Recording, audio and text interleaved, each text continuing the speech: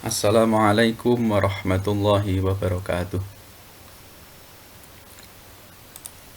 A'udzu billahi minasyaitonir rajim. Bismillahirrahmanirrahim. Alhamdulillahi rabbil alamin. Wassalatu wassalamu ala asyrafil anbiya'i wal mursalin sayyidina wa maulana Muhammadin wa ala alihi wa sahbihi ajma'in, amma ba'du. Ayuhat tullab wat talibat as-su'ada, sabahul khair. Kaifa halukum hadzal yaum? Asallahu an yaj'alana kulla yaumin fi sihatin wa afiyah. Selamat pagi siswa-siswi semuanya. Bagaimana kabar kalian hari ini? Semoga kita senantiasa diberikan kesehatan oleh Allah Subhanahu wa taala. Amin ya rabbal alamin. Baik, sebelum mengawali pembelajaran ilmu hadis pada hari ini, tradisi atau budaya yang diajarkan kepada saya khususnya selaku pengampu ilmu hadis adalah mengirim Fatihah kepada pengarang, pada musonif ilmu hadis, pengarang kitab-kitab hadis, kemudian kepada guru-guru yang mengajarkan ilmu hadis kepada saya. Maka kita bacakan suratul Fatihah untuk memulai pembelajaran ilmu hadis kali ini.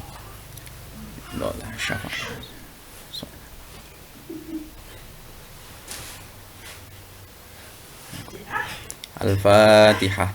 A'udzu billahi minasyaitonir rajim. Bismillahirrahmanirrahim. Alhamdulillahi rabbil alamin. Ar-rahmanir rahim. Maliki yaumiddin. Iyyaka na'budu wa iyyaka nasta'in. Ihdinas siratal mustaqim.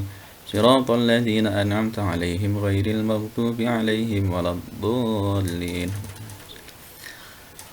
Baik, untuk pembelajaran ilmu hadis pada kesempatan kali ini Pak Sakib menggantikan Pak Husni yang kemarin Pak Sakib sudah bertanya kepada Pak Husni untuk pembelajaran ilmu hadis, yakni sudah bab 1 sudah selesai tentang hadis sahih dan hadis hasan. Tentang hadis sahih dan hadis hasan. Sekarang kita masuk ke al-mabhas as-tsani, ke pembahasan yang kedua di kelas 11 ini. Di kelas 10 kita sudah mempelajari urgensi dan sejarah perkembangan ilmu hadis.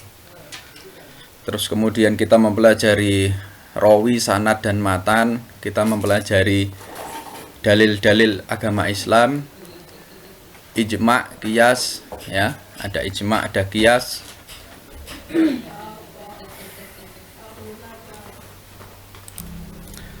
Kemudian kita di kelas 2 ini, di kelas 11 ini kita mempelajari tentang klasifikasi hadis atau pembagian hadis.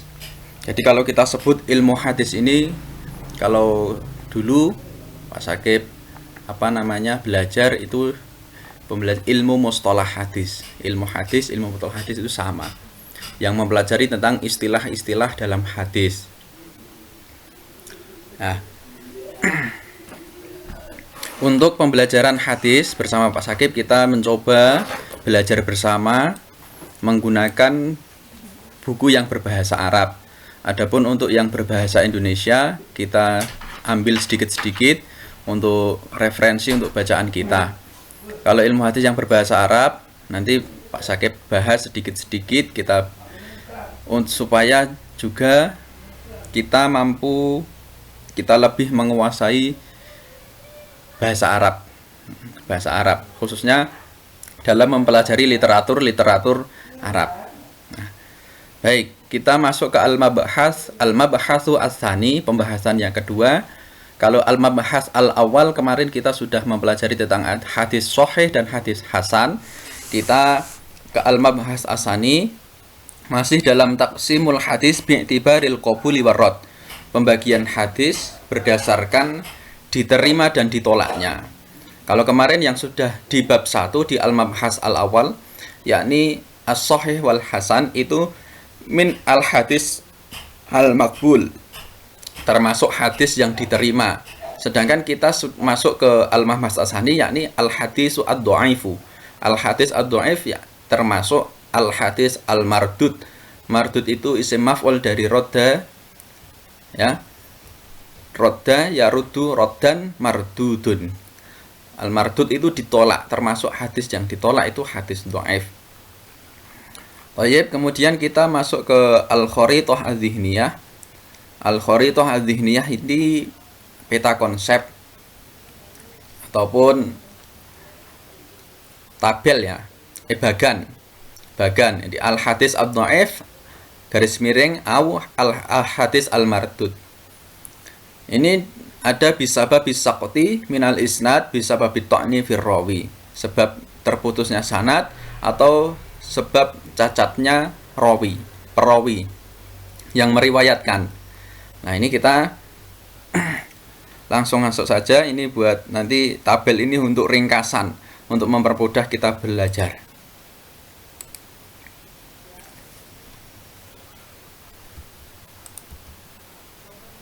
Baik, kita masuk ke at-tamhid dulu. At-tamhid.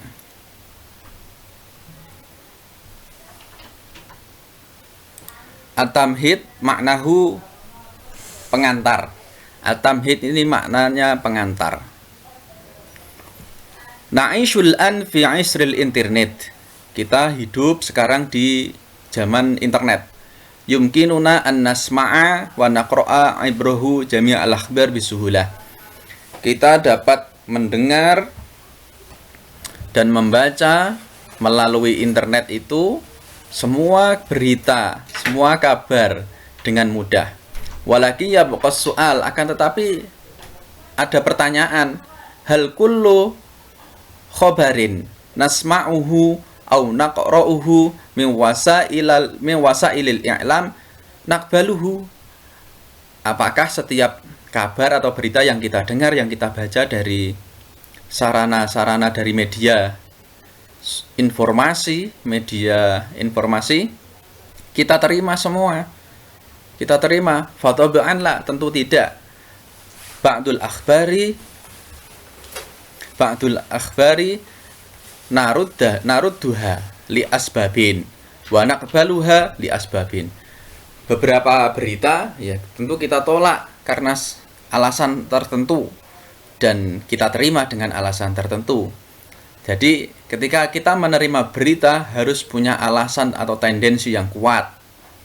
Jangan asal menerima kabar itu hoak, kita sebar, kita ikut menyebar rantai hoak, nyebar rantai kebohongan. Jadi harus berhati-hati dalam menerima kabar atau berita share-sharean dari media sosial, khusus pada zaman sekarang ini. Apakah itu provokatif atau memecah belah? Nah, lebih baik meng-share yang bermanfaat saja. Fakadzalika, demikian juga al-hadisu an-nabawi. Demikian juga hadis Nabi. Laisa kullu man yaqul hada hadisu Rasulillah sallallahu alaihi wasallam. Tidak semua orang yang berkata ini hadis Rasulullah sallallahu alaihi wasallam nusaddiquhu, kita membenarkannya. Nah, kalau zaman dulu itu kan belum ada Sahih Bukhari, Sahih Muslim. Semua hanya menghafalkan. Semua hafal dapat dari gurunya, sampai dari tabi'in, dari sahabat sampai Rasulullah sallallahu alaihi wasallam. Nah, tentunya sebelum adanya pembukuan hanya hafalan. Tentunya kita tidak langsung percaya hadis itu dari Rasulullah beneran atau tidak. Maka harus ada penguat. Nah, ini dipelajari dalam ilmu hadis ini.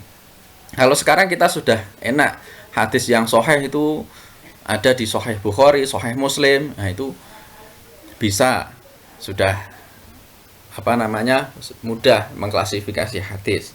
Kalau zaman dulu harus masih hafalan. Lihtimali ayyakuna ar-rawi kadzaban. Karena rawi itu bisa jadi kadzaban, pendusta, bohong. Masalan fi kalamihi al-adi. Umpamanya ada perawi perawi yang bohong. Fi kalamihi al-adi, dalam sehari-hari. Orang itu orang itu pembohong biasanya ngapusi kok. Bilang ini hadis Rasulullah misalnya seperti itu. Sanatakallamu fi hadzal mabhas 'anil hadis dhaif. Kita akan bahas, kita akan membicarakan, mendiskusikan fi hadzal mabhas, dalam pembahasan ini 'anil hadis dhaif, tentang hadis dhaif alladzi yuqalu lahu al-mardud, atau sering kita sebut juga hadis al-mardud. Lina'rifa haqiqatahu, supaya kita dapat mengetahui hakikatnya, wa aqsamahu, pembagiannya, wa hujjatuhu ya, dan tendensinya. Hujjatuhu mungkin, bukan hujjaituhu bukan, tapi hujjatuhu, dan dalil-dalilnya ataupun tendensinya indal ulama al-muhaddisin, menurut para ulama-ulama hadis. Kita masuk al-mabhas al-hadis ad-dhaif. Kita pembahasan hadis ad-dhaif. Ta'rifuhu, definisinya. Ad-dhaifu lughatan didul qawi. Ad-dhaifu, dhaif lughatan secara etimologi, secara bahasa, didul qawi, lawan dari kuat. Jadi lemah. Dhaif itu lemah. Wa dhaifu hissiyun wa ma'nawiyun. Dhaif itu ada yang hissi, ada yang maknawi, ada yang tampak dan tidak tampak. Ada yang bisa dirasakan, bisa dilihat oleh panca indera, ada yang maknawi, abstrak. Wal muradu bihi huna ad-dhaifu al-ma'nawi. Yang dimaksud di sini adalah ad-dhaif al-ma'nawi. Amma istilahan, sedangkan secara istilah, bahwa hadis dhaif adalah malam yajma' sifat al-hasan. Hadis yang tidak mengumpulkan atau tidak terkumpul di situ sifat-sifat hadis hasan. Kemarin kita sudah mempelajari sifat-sifat hadis sahih, sifat-sifat hadis hasan. Nah, itu tidak ada dhaif itu sifat hadis hasan tidak ada, maka dia disebut dhaif. Bifaqdi syartin, karena tidak adanya suatu syarat min syurutihi, salah satu syarat, disebabkan karena tidak adanya salah satu syarat. Ai syartin fil isnad, yaitu syarat dalam isnadnya, dalam sanadnya. Min itisoli sanad, diantaranya adalah sambungnya sanad, wa adalatir ruwah, rawi yang adil, wa dhabtir ruwah, rawi yang dhabit. Wa ayyi syartin fil matni, dan syarat-syarat yang lain, syarat-syarat matan. Min adami syudud, tidak adanya syad, dan tidak adanya illah. Ini adalah syarat-syarat hadis hasan. Wa qala al-Baiquni fi manzumatihi. Qala Imam al-Baiquni, berkata Imam al-Baiquni fi manzumatihi, dalam nadhomannya, dalam nadhoman Imam Baiquni, al-Manzumah al-Baiquniyah kitabnya, bisa dicari.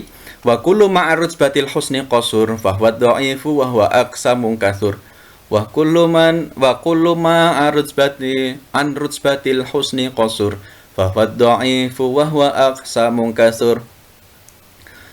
Wa kullu man arujbatil husni qasur, setiap hadis yang urutan ataupun anrujbatil husni, urutan ataupun syarat-syarat hasan ini kurang, fahuwa dhaif, maka hadis tersebut adalah hadis dhaif. Wahwa hadis dhaif aqsamun kasur, pembagiannya banyak. Wa qala Muhammad ibnu Alawi al-Maliki, dan berkata Sayyid Muhammad bin Alawi al-Maliki, muallifu kitab Manhalul Latif, pengarang kitab Manhalul Latif,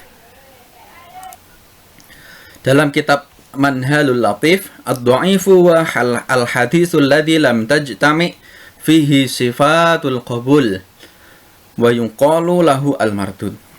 Hadis dhaif adalah hadis yang tidak berkumpul atau tidak ada di sana sifatul qabul, sifat-sifat diterima. Sifatul qabul ya ada di sifat hadis hasan dan sifat hadis sahih. Wa yuqalu lahu al-mardud, dan bisa disebut dengan hadis mardud. Aqsamuhu ba, pembagiannya ad-dha'ifu bisabab bisaqti minal isnad.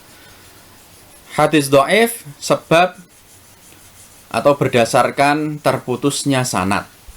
As-saqat itu terputus, minal isnadi sanad. Al-muradu bisaqti, yang dimaksud dengan terputus minal isnadi sanadnya adalah inqita'u silsilatil isnadi, terputusnya rantai mata sanad. Bisukuti rawin, sebab terputusnya seorang rawi, satu orang rawi, au aksaro atau lebih, amdan secara sengaja. Atau berdasarkan itu, berdasarkan terputusnya satu orang rawi atau lebih.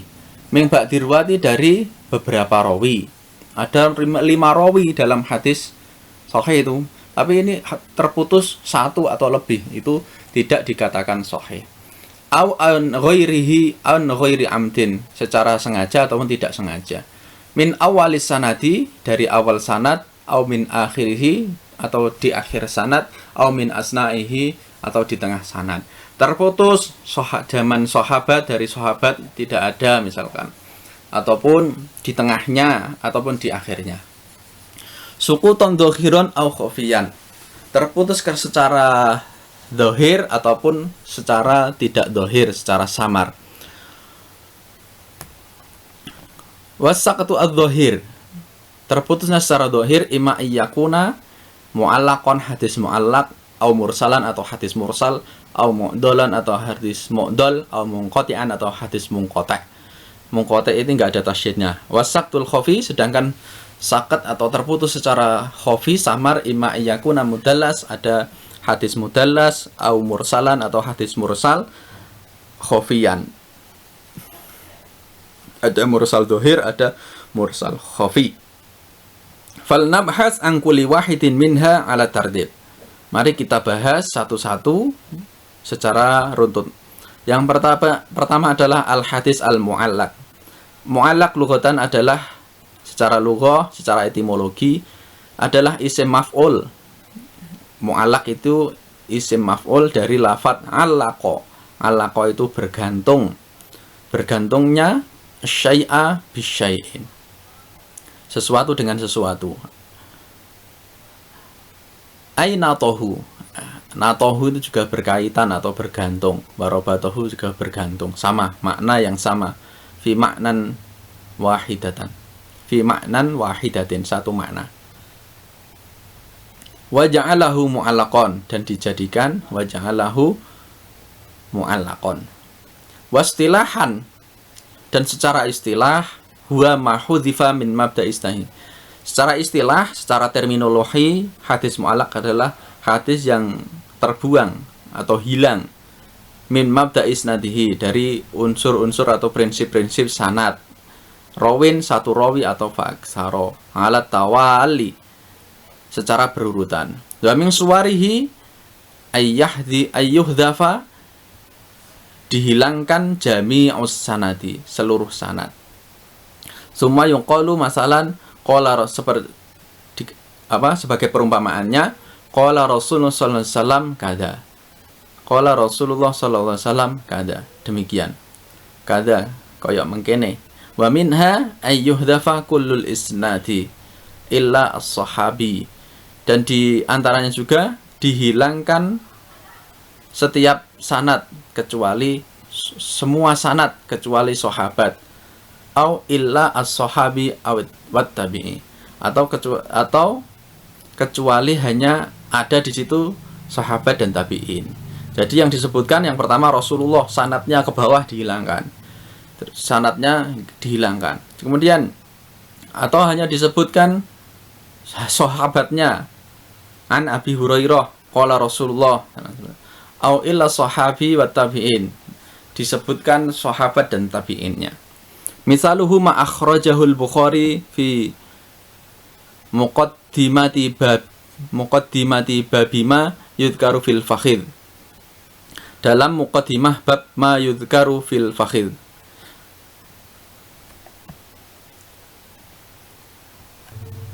Wa qala Abu Musa al-Asy'ari, Berkata Abu Musa al-Asy'ari, "Ghattan Nabi sallallahu alaihi wasallam rukbataihi hina dakhala Utsmana."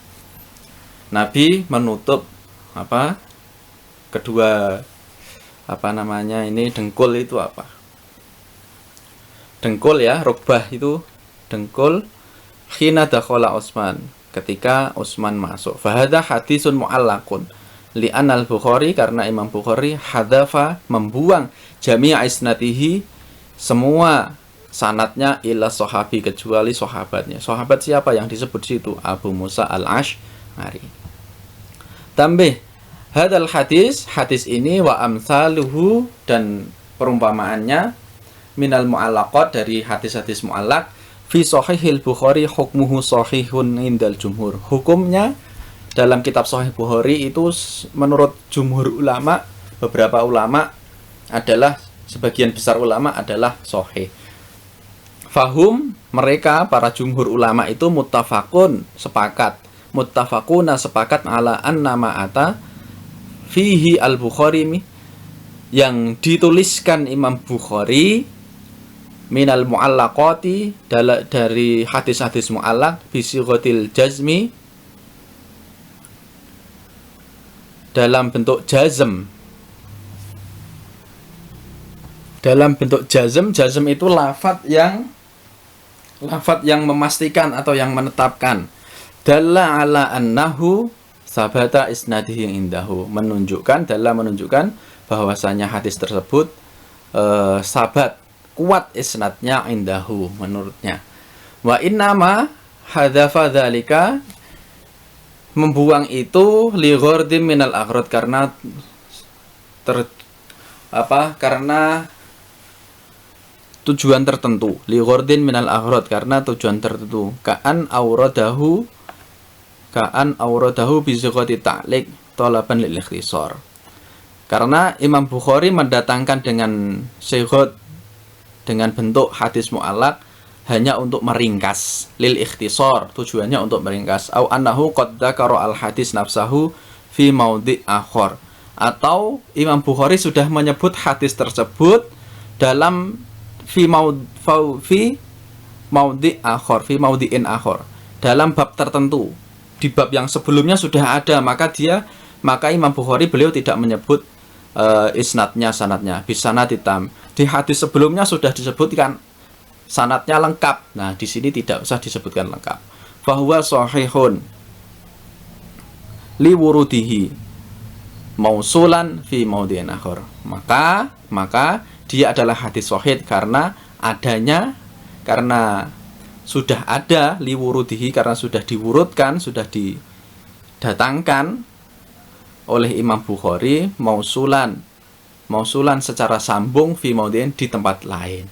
Jadi di bab sebelumnya sudah ada, kemudian di bab setelahnya Imam Bukhari menyebutkan lagi, tanpa dengan menggunakan sanad yang lengkap. Nah, itu kiranya itu untuk hadis hadis mu'allaq dulu. Kemudian untuk hadis selanjutnya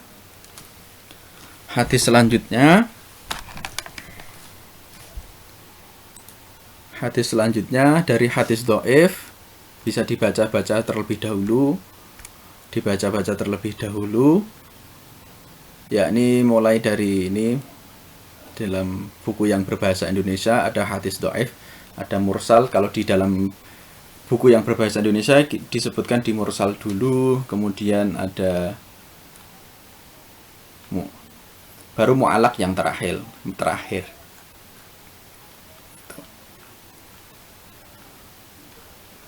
Baik, mohon dibaca dulu sampai dengan hadis yang hadis dari sanad sampai dengan hadis ini.